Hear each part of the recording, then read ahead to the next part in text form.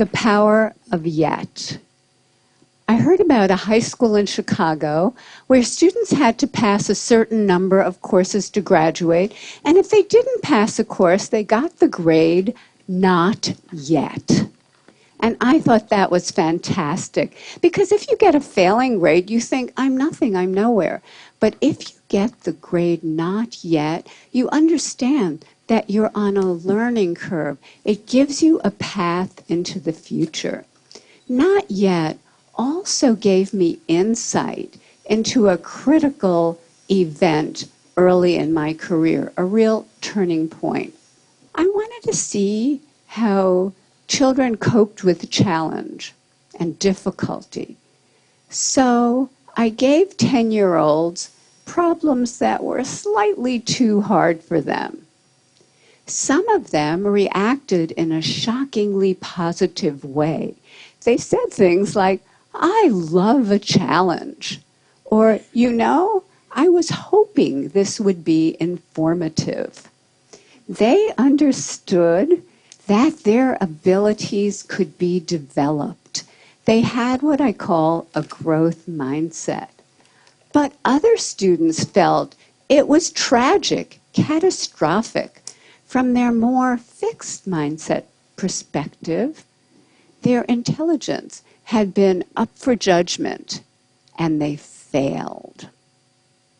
Instead of luxuriating in the power of yet, they were gripped in the tyranny of now.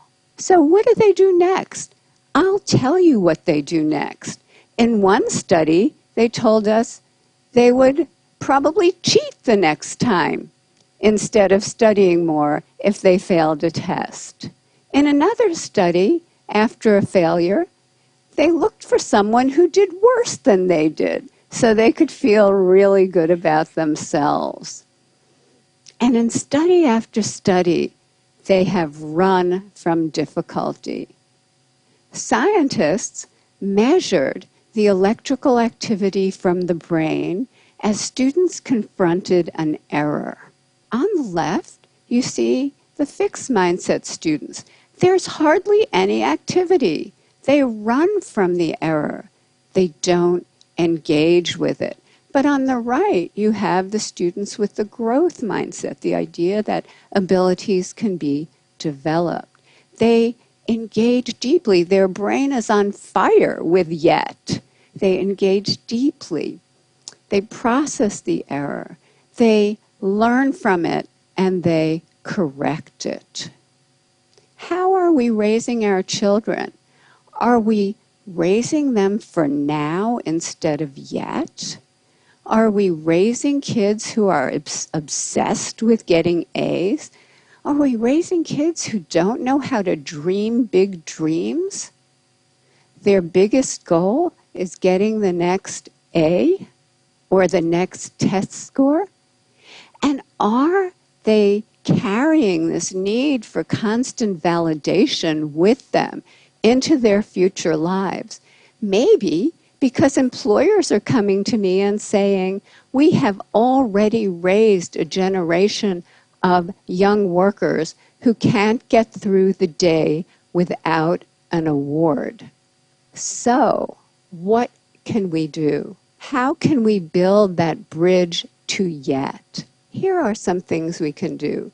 First of all, we can praise wisely, not praising intelligence or talent. That has failed. Don't do that anymore, but praising the process that kids engage in.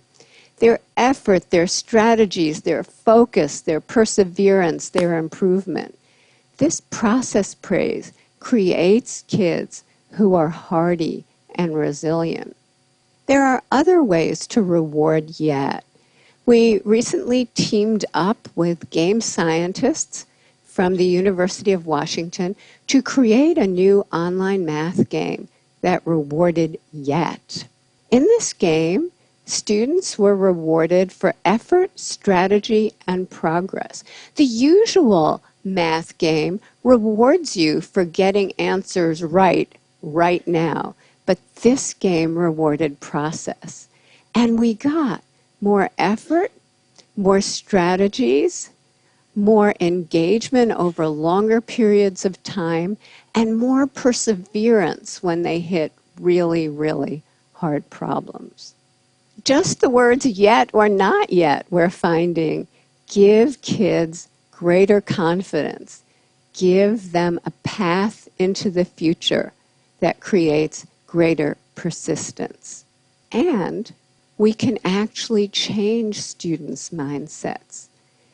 In one study, we taught them that every time they push out of their comfort zone to learn something new and difficult, the neurons in their brain can form new, stronger connections, and over time, they can get smarter. Look what happened. In this study, students who were not taught this growth mindset continued to show declining grades over this difficult school transition.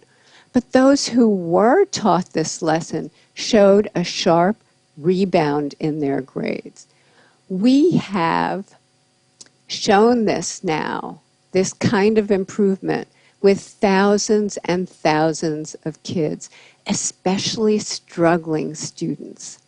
So let's talk about equality.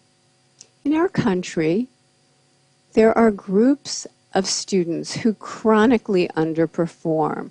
For example, children in inner cities or children on Native American reservations. And they've done so poorly for so long that many people think it's inevitable. But when educators create growth mindset classrooms steeped in yet, equality happens. And here are just a few examples. In 1 year, a kindergarten class in Harlem, New York, scored in the 95th percentile on the National Achievement Test. Many of those kids could not hold a pencil when they arrived at school. In 1 year, fourth grade students in the South Bronx, way behind, became the #1 fourth grade class in the state of New York on the state math test. In a year to a year and a half, Native American students in a school on a reservation went from the bottom of their district to the top. And that district included affluent sections of Seattle. So the Native kids outdid the Microsoft kids. This happened because the meaning of effort and difficulty were transformed. Before, effort and difficulty made them feel dumb, made them feel like giving up. But now, effort and difficulty, that's when their neurons are making new connections, stronger connections. That's when they're getting smarter. I received a letter recently from a 13-year-old boy. He said, "Dear Professor Dweck, I appreciate that your writing is based on solid scientific research, and that's why I decided to put it into practice. I put more effort into my schoolwork, into my relationship with my family, and into my relationship with kids at school. And I experienced great improvement in all of those areas. I now realize I've wasted most of my life." Let's not waste any more lives, because once we know that abilities are capable of such growth, it becomes a basic human right for children, all children, to live in places that create that growth, to live in places filled with yet. Thank you.